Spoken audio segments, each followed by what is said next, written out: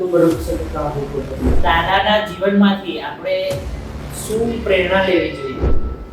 અત્યારે જીવનમાંથી મન પ્રેરણા તો સકલ ગુણ નિધાન એ હનુમાન ચાલીસાનો જીવનમાં મહિમા શું છે?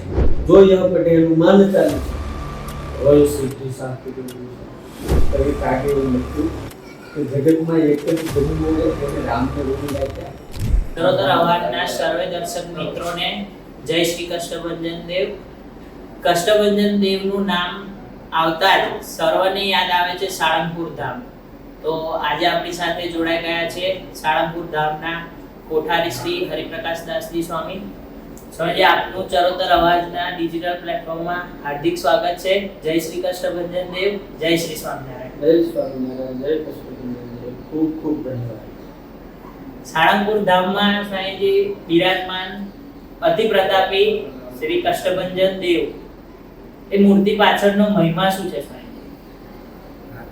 આજથી 176 વર્ષ પહેલા સ્વામિનારાયણ ભગવાનના એક મહાન ઉપાસક, મહાન સદગુરુ સંત એટલે સમર્થ ગુરુદેવ ગોપાળાનંદ સ્વામી એટલે સાળંગપુર ધામની અંદર અત્યારે જે આપણે દાદાના દર્શન કરી રહ્યા છીએ મૂર્તિની સ્થાપના સ્વામી. આપણને આશ્ચર્ય અને ચમત્કાર એવો લાગે કે એ મૂર્તિ એટલી સુંદર, એટલી અદ્ભુત, એટલી નયનરમ્ય અને દર્શન કરતાની સાથે આપણને એમ થાય કે હનુમાનજી મહારાજ હાજરા થઈ. એક સામાન્ય કડિયાની પાસે બનાવે શિલ્પી ને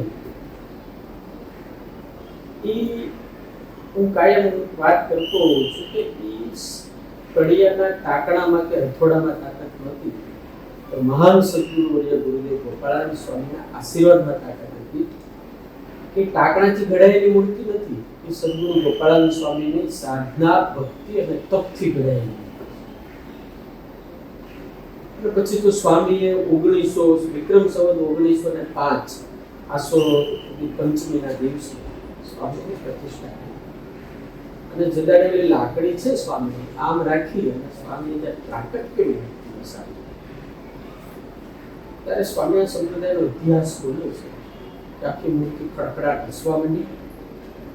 હનુમાનજી મહારાજ પ્રગટ હાજર થયા અને એટલો ભયંકર આખો પ્રકૃતિની અંદર વાતાવરણની અંદર કડાકા જય જયકાર થવા એટલે ભક્તો જે સામાન્ય ભક્તો બધા હતા બીજા એનાથી સહજ ન થયું. શું થયું? સ્વામીનો હાથ પકડી સ્વામી ખમૈયા કર્યું અને પછી સ્વામી હનુમાનજી મહારાજને પ્રાર્થના કરી, આજથી અમે તમારું નામ કષ્ટભંજન અહીંયા પાડીએ છીએ અને અહીંયા જે કોઈ આવે તમારા એના દુઃખ માત્ર તમારે દૂર કરવાનું છે. એટલે ત્યારથી આજ દિવસ સુધી હજારો, લાખો, કરોડો લોકો આસ્થા, શ્રદ્ધા, વિશ્વાસ, ભક્તિ દાદામાં જોડાયેલી છે અને દાદા બધાને કામ.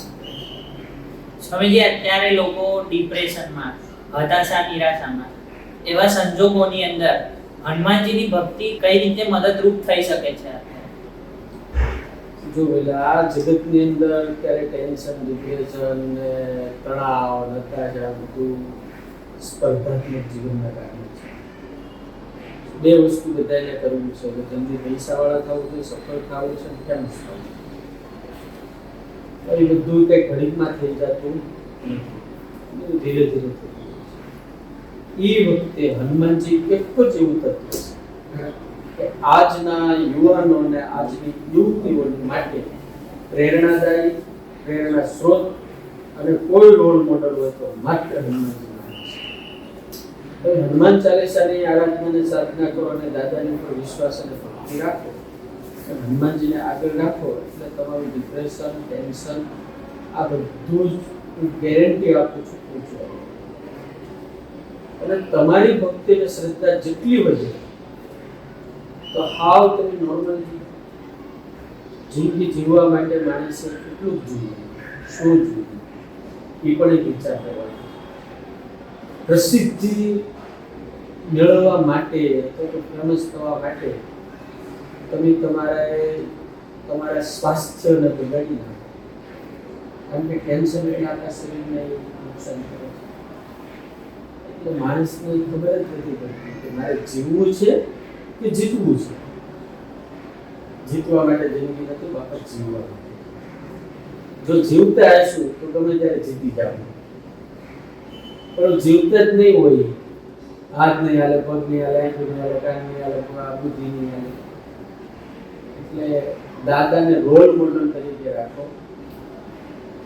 દાદાને પોતાના જે કઈ માનવું હોય, બાપ, મા, ભાઈ, મિત્ર, સખા, પતિ, જે માનવું હોય માની અને ભક્તિ કરો તો દાદા 100% તમારી સાથે. સ્વામીજી, દાદાના જીવનમાંથી આપણે શું પ્રેરણા લેવી જોઈએ? દાદાના જીવનમાંથી તો અનંત પ્રેરણાઓ લેવાની છે, કારણ કે સકલ ગુણ નિધાન છે. આ બ્રહ્માંડની અંદર સૌથી બેસ્ટમાં બેસ્ટ મેનેજમેન્ટના માસ્ટર હોય તો આજના યુવાનોની માટે સૌથી વધારે પ્રેરણાદાયક જો કોઈ તત્વ કે વ્યક્તિત્વ હોય તો હનુમાનજી છે.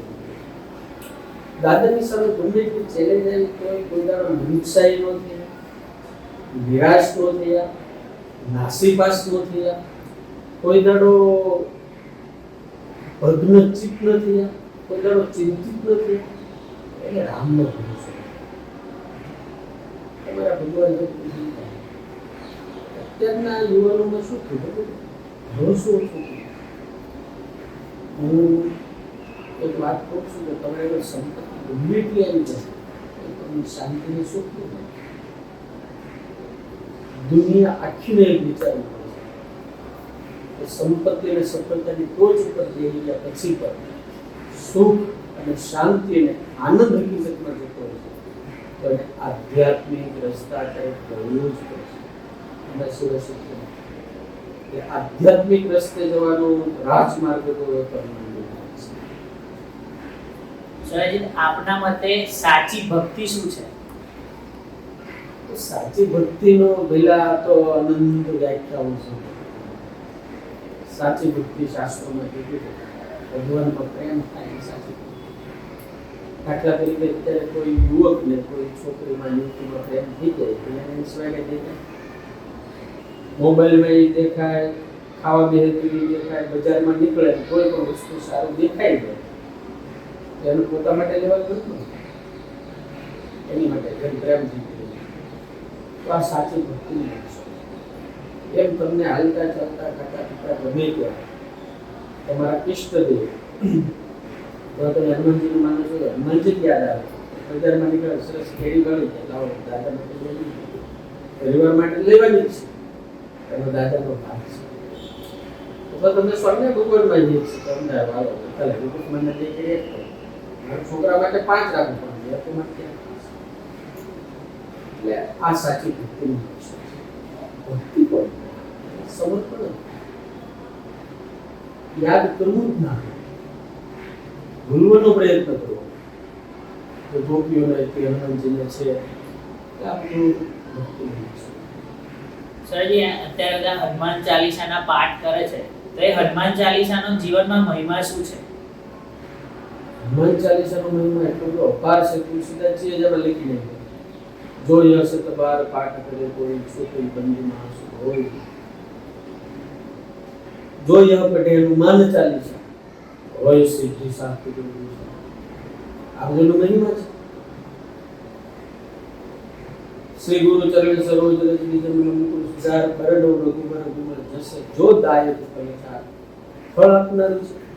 નાશે રો ઘરે સબ પીરા છે નિરંતર હનુમાન વીરા સબ સુખ લે તુમારી શરણા તુમ રક્ષક કાહુ કો ડરના. આ બધું જ હનુમાન ચાલીસા મને એટલે એક એક ચોપાઈ એટલું મંત્રાત્મક છે, યુનિક છે. તમારા બધા કષ્ટો, દુઃખ, દર્દ, ચિંતા, હતાશા બધું જાય. અષ્ટ સિદ્ધિ નવ નિધિ કે દાતા સર્વદીન દાન. ખાલી દુઃખ દૂર કરે એટલું નથી, સુખ પણ આપે છે. હનુમાન ચાલીસા યુનિક છે, અલૌકિક છે, અદ્ભુત છે, ચમત્કારી છે, આશ્ચર્યકારક છે. એની સાધના ઉપાસના કરવાથી માણસ હર પલ અને હર દિન નવો રહે. સર, અત્યારે તમે અલગ અલગ સ્થાનો પર જઈને હનુમાન ચાલીસાની કથા કરો છો તો એ કથાથી લોકોના જીવનમાં શું પ્રભાવ પડે છે? આજે લાખો યુવાનો હનુમાનજીને પોતાના સ્ટેટસમાં મૂકતા છે. લાખો યુવાનો અને યુવતીઓ પોતાના મોબાઈલની સ્ક્રીન ઉપર દાદાને રાખતા થઈ ગયા છે. લાખો યુવાનો અને લાખો યુવતીઓ હનુમાન ચાલીસાનો પાઠ કરતા થઈ ગયા છે. એને પોતાના જીવનના રોલ મોડલ બદલી નાખ્યા છે.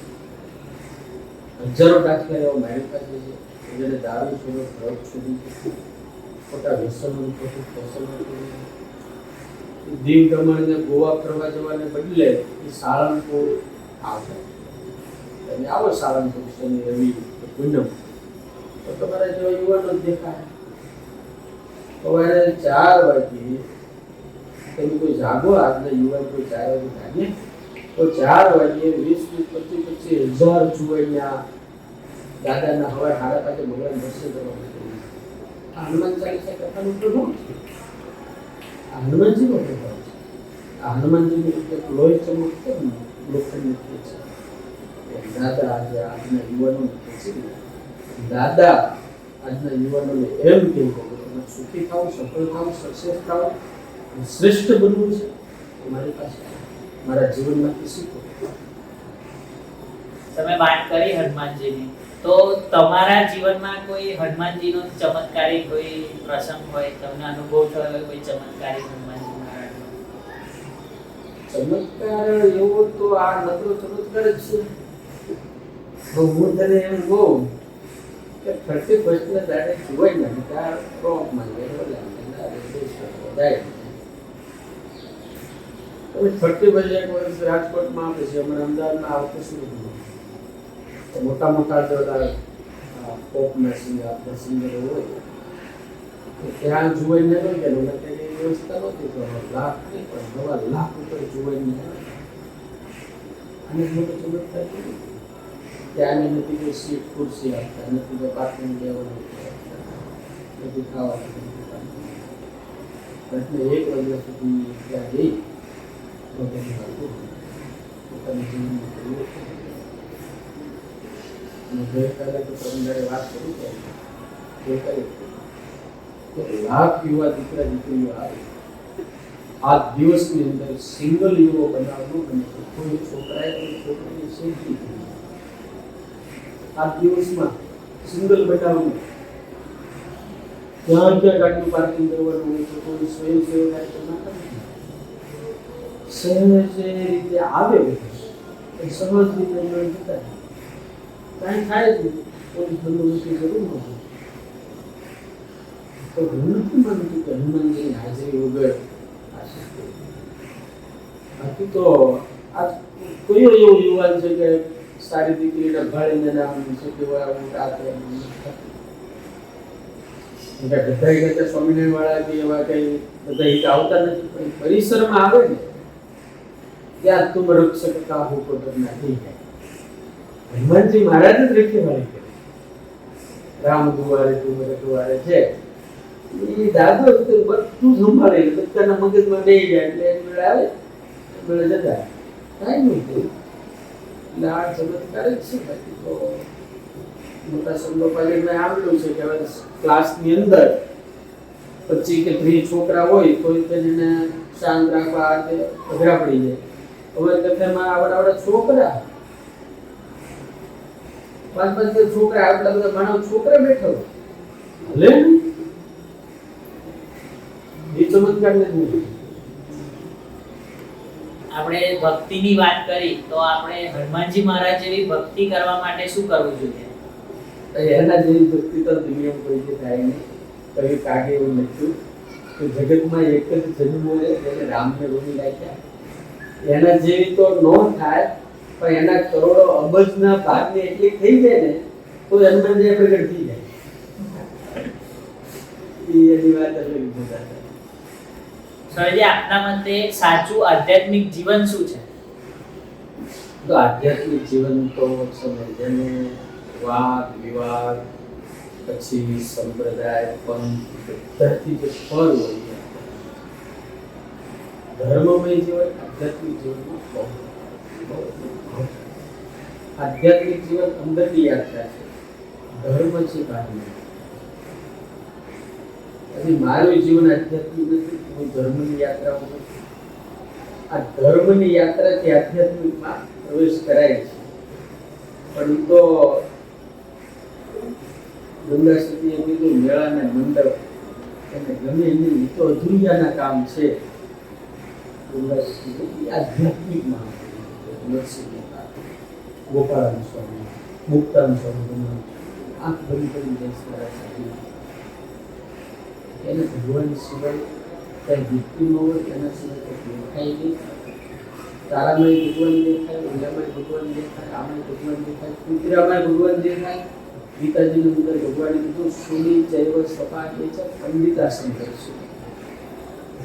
સ્વપચની અંદર અને કુતરાની અંદર અને બ્રાહ્મણની અંદર એક સમાન ભગવાનને જોજો છે. વાત બહુ એટલે ધર્મના માર્ગેથી ત્યાં વળે છે. ગીતામાં ભગવાને કીધું છે હજારો લોકો મારા રસ્તે આવે એટલું ગુણ પામે છે. આધ્યાત્મિક આપણે બધા હાલવાનું. અત્યારે આપણે વડતાલમાં બેઠા છે, તો વડતાલમાં બિરાજમાન શ્રી લક્ષ્મીનારાયણ દેવ અને શ્રી હરિકૃષ્ણ મહારાજનો મહિમા શું છે? વડતાલ ગુજરાતનું સર્વોત્તમ તીર્થધામ સ્વામિનારાયણ સિદ્ધગંજ છે. આ જગતમાં ઘણા અવતારી પુરુષો મહાપુરુષોથી આ પણ વડતાલ એક એવું નામ છે કે સ્વામિનારાયણ ભગવાને પોતે પોતાના હાથે પોતાના ભક્તોની ઉપાસના કરવા પોતાની મૂર્તિ પધરાવી માટે. બીજું લક્ષ્મીજી અમારા ઇતિહાસ પ્રમાણે, શાસ્ત્રોના ઇતિહાસ પ્રમાણે હજારો વર્ષ આ ભૂમિ પર ચરોતર ચારુતર કહેવાય. શ્રેષ્ઠમાં શ્રેષ્ઠ જે ભૂમિ છે એ આપણી આ છે. આ કોમળ છે, એના માણસો કોમળ છે, એના માણસો સારા છે, સજ્જન છે, એના માણસો વૈચારિક લેવલે પણ બહુ છે. એટલે સરદાર વલ્લભભાઈ પટેલ આ બધું એટલે આ ભૂમિ સારી છે, લક્ષ્મીજી તરફથી છે. અહીંયા શાંતિનું કેન્દ્ર છે, મોક્ષનું ધામ છે. એટલે તમે બધા કાયમ આવો છો તો તમને ખ્યાલ છે વડતાલ મંદિર દ્વારા માત્ર આધ્યાત્મિક સામાજિક કાર્યો પણ બહુ થઈ રહ્યા છે. વડતાલની અંદર નિઃશુલ્ક હોસ્પિટલ ચાલે છે, જ્યાં કોઈ પણ ભેદભાવ, નાત જાતનો ભેદભાવ નહીં, ધર્મનો ભેદભાવ નહીં, હિન્દુ મુસ્લિમ શીખ ઈસાઈ કોઈ પણ ત્યાં આપણી હોસ્પિટલમાં ફ્રી ઓફ ચાર્જમાં હજારોની પણ લાખો લોકોને ચંપલ આપવામાં આવે છે. વડતાલ તરફથી લાખો લોકોને ધાબળા આપવામાં આવે છે, ચકલીના માળા આપવામાં આવે છે. અહીંયા જે સંતો છે, બધા મોટા મોટા સંતો, એ તમામ સંતો એટલું અદ્ભુત, અલૌકિક અને દિવ્ય સમાજના ઉપયોગી કામ છે. તમારા જેવા હજારો લાખો યુવાનોને નિર્દેશન બનાવવાનું કામ વડતાલ સંસ્થા કરે છે. ગરીબ જે લોકો હોય એનો આધાર બનવાનું કામ વડતાલ કરે છે.